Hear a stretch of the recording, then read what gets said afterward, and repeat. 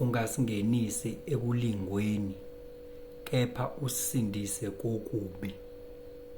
Leyo nto leyo acknowledge ngokusobala ukuthi ngaphezulu kokuthi uyayazi into ekumele ukuthi uyenze wena, uyayazi imithetho ekumele ukuthi uyigcine wena, the universal laws, the natural laws, ngaphezulu kokuyazi ukuthi isebenza kanjani nokwazi ukuyigcina, kukhona okunye okuqhamukayo nje eceleni kuzokulinga ukuthi wena usebenzise ama-universal laws against wena. Njengokuthi nje kungaqhamuka umuntu abonise wazi kahle ukuthi wena unomuntu oqondene naye enibambisene naye empilweni, kepha kuqhamuka umuntu eceleni nje exercise rules, yabo, that's deception. Lokho ke kuyakutempta, kuyisilingo kuwe, ngoba right now you are about to use the laws against you ukuthi umanifeste ireality ongafuni ukuyimanifesta. So uthini-ke wena? Uthi Nkosi, dedisa lokho kungafiki la, ngoba mina ngizolingeka, ngoba nami ngumuntu, I can deal with things to a certain extent. Ngalesi sikhathi ubingelelo changes akasha othi kungenzeka noma yini, noma inini, noma kanjani, kunoma ubani, ngoba impilo ayisiyona lento ocabanga ukuthi iyona. Possibilities are infinite in the universe. Your own consciousness is your own limitation. Kukude lapho esisuka khona futhi kukude lapho esiya khona. Beka phansi umoya ungatatazeli, uyabona. Isilingo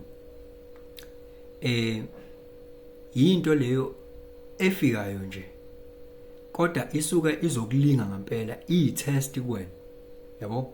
Isilingo iyi-test kuwena, lento ekuthiwa isilingo. But leyo test leyo, njengoba wazi wonke ukuthi ama-test awafani i-level of difficulty yawo, and uyazi ukuthi nathi singabantu izinto zi-unevenly distributed kuthina as-capable ukuzenza, yabo. Ngoba kungafika isilingo esiza ngendlela esiza ngala wena ongaphiwanga ngakhona, yabo. Siza ngala wena ongaphiwanga ngakhona.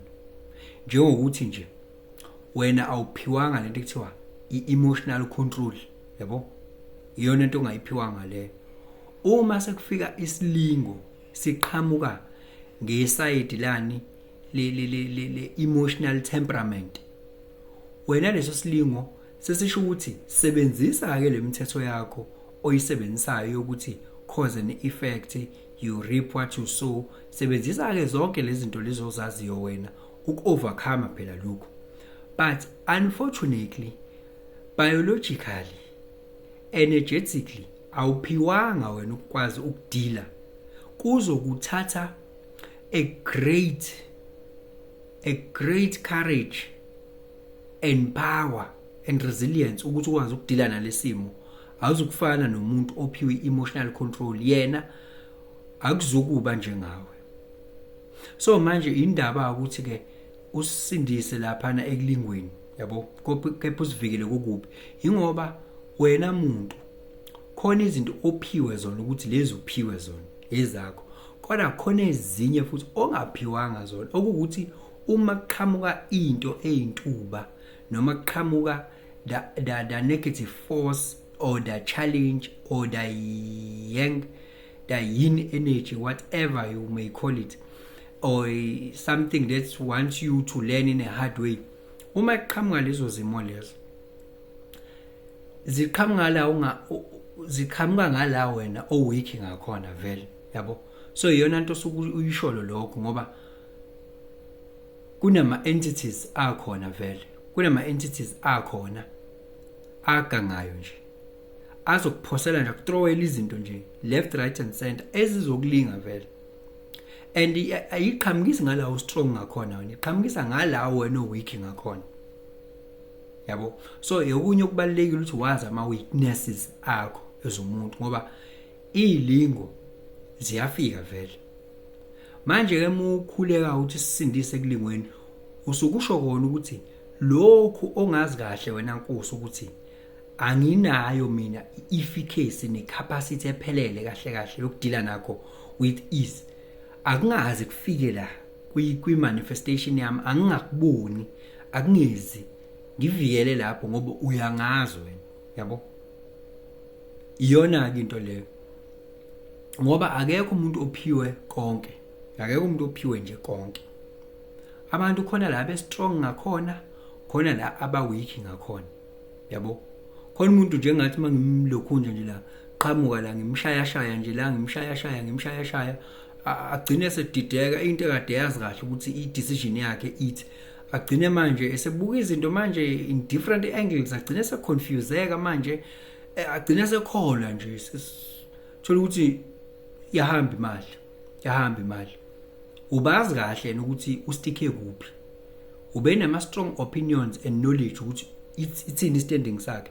Kodwa ngenxa ukuthi akaphiwanga lento ethiwa i-defined mind or defined G-cent ukuthi akwazi ukuthi amentweni yakhe uyena, akaphiwanga lokho. Aphiwanga umqondo ofixed. Umqondo wakho uyashintsha nje, yabo. So manje uweak lapho. So kose ngivikele ekulingweni ukuthi angafiki umuntu noma singafiki izimo ezinjalo ezingifaka einkingeni, ngoba anginayo umdalilo uyazi ukuthi anginayo lento ekuthiwa i-fixed mind yokuba nomqondo ofixed ngimentweni yami. Umqondo wami uyashintsha ugullible, yabo. So ayifiki ilingo ifika kanjalo ke, zifika la ubuthaka ngakhona ilingo. Iyona ke into sokuthi wena ke uyayikhulekela le ukuthi usivikele ke kuphi ezilingweni, ngoba izilingo zifika ngakuphi la omncane ngakhona, la ongaphiwanga ngakhona. Ngithi yabo, noma umuntu ka ama weaknesses akhe angeke azawashare noma angeke aziwa abantu bonke, kodwa kubalekile ukuthi wena wazi ama weaknesses akho. Wazi uma ukuthi it just happened ukuthi I have read your chart before, yazi ukuthi uma umqondo wakho umhlophe i-ajna, awunawo umqondo fixed, ugullible, you can change your mind, ugcina usuphuma all together entweni kade uyicabangile, yabo. Uma une open G-cent, yazi ukuthi kungafika isilingo esingakuthathisa i-direction enye, ube wazi kahle ukuthi wena kade uyangapi, kodwa umuntu akukhethise enye into. Ngobani? Awuzazi ukuthi wena i-direction yakho ithini. Isilingo leso singagcina sikuthathela kwi-direction wrong. Uma une open emotional center, awuphiwangi emotional control ephelele. Uma kufika isilingo kuwena, singakuthatha to the highest surprise, ugcina wenza izinto emotionally oyazisola ngazo, njengokushaya umuntu, njengokuthuka umuntu, njengokuyenza. Singakuthatha ngoba awunayo i-defined emotional center yokudila nama emotions, yabo.